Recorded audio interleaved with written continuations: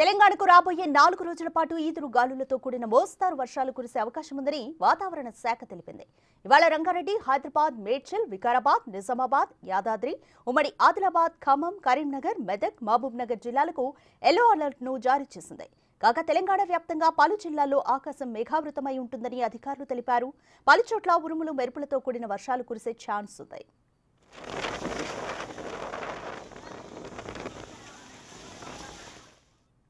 నిన్న ఆదిలాబాద్లో గాలి దుమారం బీభత్సం సృష్టించింది. ఈదురు గాలులకు ఇందిరా ప్రియదర్శిని స్టేడియంలో హాకీ పోటీలు ప్రారంభం సందర్భంగా ఏర్పాటు చేసిన స్టేజ్, టెంట్స్ కూలిపోయాయి.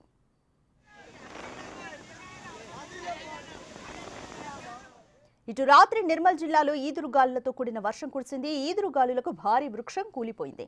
కింద నుంచి వెళ్తున్న ఆటోపై చెట్టు పడడంతో ఆటో పూర్తిగా ధ్వంసమైంది. ఆటోలో ప్రయాణిస్తున్న 5 ప్రయాణికులకు గాయాలయ్యాయి. గాయపడిన వారిని ప్రభుత్వ హాస్పిటల్కు తరలించారు.